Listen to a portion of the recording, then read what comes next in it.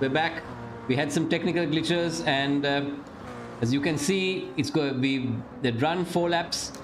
The race was restarted with the order of qualifying again, as that was the order that the cars were when the initial race was in place.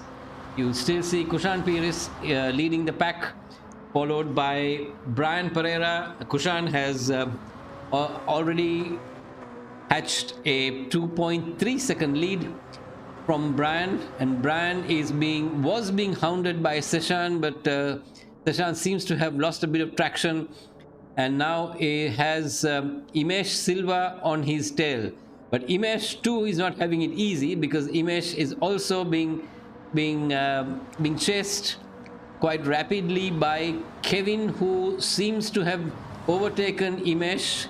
Kevin running a little wide, Imesh coming down the inside now.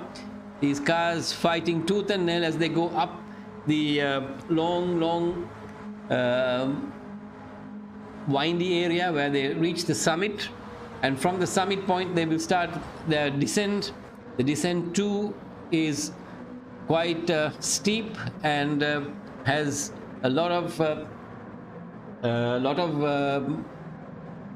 corners there which are very twisty and turny, so you have to make sure that you keep the car on the solid gravel and not let it go into the loose gravel. The issues that you have here are totally different to what you have in a normal tarmac environment. So there you have Kevin Pereira and Imesh Silva. Imesh trying to go down the inside of Kevin. There's a little bit of an incident there with Imesh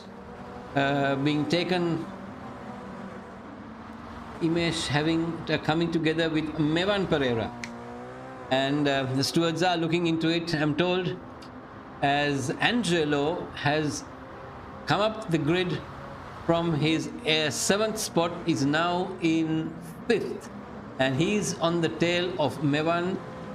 Kevin has been overtaken by Thiago, as we see, and we can have a look at that little incident, that little battle brewing there, as well as there's a gaggle of cars there. Thiago, Kevin has now gone on the inside of Thiago and taken the place, and this is not over. Angelo has a beautiful spot. Let's watch it from there as all the cars go up in the air and land. There's between 6, 7, 8 and 9 and 10, up to 10, the cars are all in a bunch. So it will be interesting to see where exactly these cars finish when they do come round. We're on lap 2 of the event, and there you see the cars, as Rushdie Irshan is now in 8th place. He's being chased by Devin Serasinger. These cars are all one make Honda Civic 1600 cars, as Rushdie now is not on, but quite close to Thiago. There's a little bit of bumping going on there, but that's all fair because this is gravel racing. We'll ride back with Thiago, and as you can see down the back, you see all the other cars at the back following him, and Angelo seems to have got a bit of momentum now, and I think he must be getting into a groove where you can see Angelo catching Mevan Pereira. Seshan too has got closer to Brian, but not close enough to make an impression just about yet. But the man who's on a roll, on a rise, is Angelo Senaratne. He's a brilliant go-karter, taken part in many events, and I know that Angelo and Mevan have taken part in karting events and have a healthy relationship between the two, both running in the 4-stroke series of karting which they have had at Bandaragama. Angelo, a very, very astute driver. Mevan making sure that his car is the widest Honda on this track, on this gravel circuit. As you see them going down the hill now, it's a brilliant downhill section. Mevan did get the car a little too much on the gravel, and on that instance I think Angelo ran the car slightly too wide, but that's the way you see it, and that's the way it is. All credit to these guys. They're running tooth and nail to make sure. Let's drive on board with Seshan. Seshan has still not got the better of Brian, but due credit to the young man. I mean, this is his first time on an event, in an event like this, so his baptism of fire to be on the podium, I guess. As you see these guys now pretty close to each other. As I said earlier, some drivers are good in gravel, some drivers are not so good in gravel, but the important thing is for them is that they do compete overall. Our leader, Kushan Pires, all by himself. I mean, I have nothing to say. He's raced this car in real life, and now he races this car in the virtual life as well. So Kushan Pires there, getting the car nicely round the corner, getting it beautifully, drifting it there, making sure that the car doesn't drift way too much, and gets the back out and lines the car with the corners.